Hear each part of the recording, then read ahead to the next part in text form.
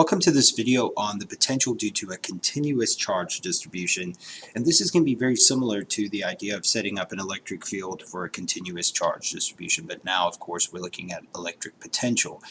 And in the videos leading up to this, we came up with a definition for the electric potential due to a point charge, and of course continuous charge distributions are just collections of little point charges, and so that makes our life a lot easier to think about it in those terms. So if we remember from the last video, we came up with this definition for the electric potential due to a point charge.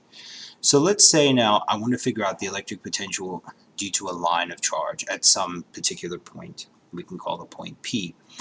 And what we're going to say is that every tiny, let's make point P maybe right here, we'll say that it's d units away.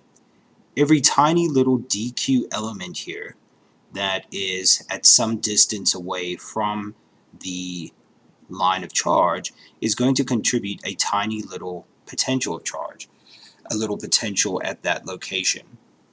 Now, we have to remember that this is a scalar quantity, and so we don't have to worry about a cosine and expression for that, so it actually makes the integration just a little bit easier. But I can write this now in the differential form, and the differential form is going to be dv is equal to 1 over 4 pi epsilon naught dq over r. Now keep in mind that dq can be a positive or a negative charge depending on what the charge is on the line, and I'm going to make the line's charge a positive charge. Now, if you remember from before the steps into setting up the integral to figure out the electric field, it's going to be very similar for the electric potential. So what I'm going to do here is I'm going to say that dq is, for this linear charge distribution, lambda dx, okay, I can substitute that in. So dv is equal to 1 over 4 pi epsilon naught times lambda dx over r. And r here, once we've moved, to any location from the line of charge, r can be equal to x squared plus d squared to the 1/2, just coming from the Pythagorean theorem. Now what I'm going to do is I'm going to substitute that into my equation here, 1 over 4 pi epsilon naught times lambda dx over x squared plus d squared to the 1/2. Now remember, the most important thing here is setting up the integral. The math part and actually solving it is secondary, and it's okay if that's still a little shaky for you, because you can work on that in your math class. So what we can do now is, if we think about this, if I integrate both sides of this, then what I end up getting is a total voltage, and I can find the expression for that. So what I'll write here is this total voltage at the particular point in question is going to be equal to, and I'm going to move this lambda out front here so I don't have to rewrite the whole thing again, pull out all the constant stuff, and I'm going to integrate here. And let's say that this rod is length L, so I'll go from 0 to L for this particular charge distribution. Now, the integration that occurs here is something you might not know, dx over x squared plus d squared to the 1/2, and so I'm just going to tell that to you but not prove it over here. So don't worry if that's something you're not sure where that came from.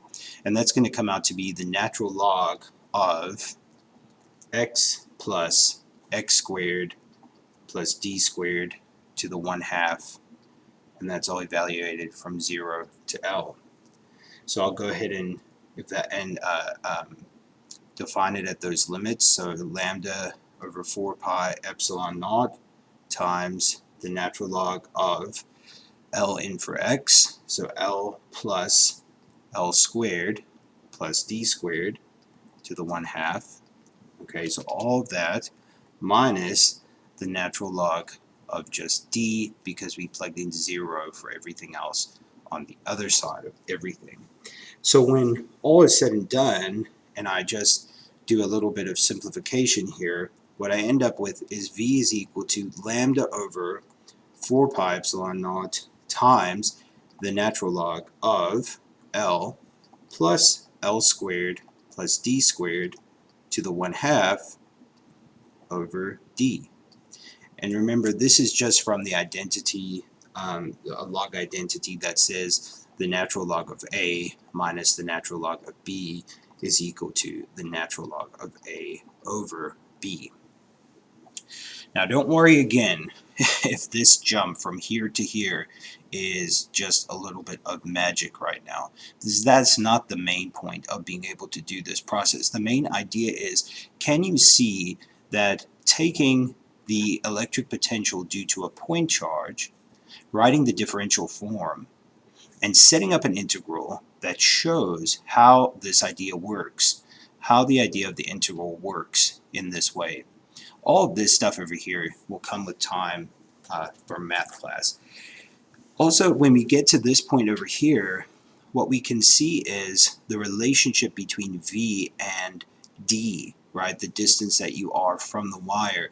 It's really pretty interesting, and also how the length of the wire might affect the voltage. And so if you graph this function, it would be an interesting thing to take a look at to see how it's affected over a great distance.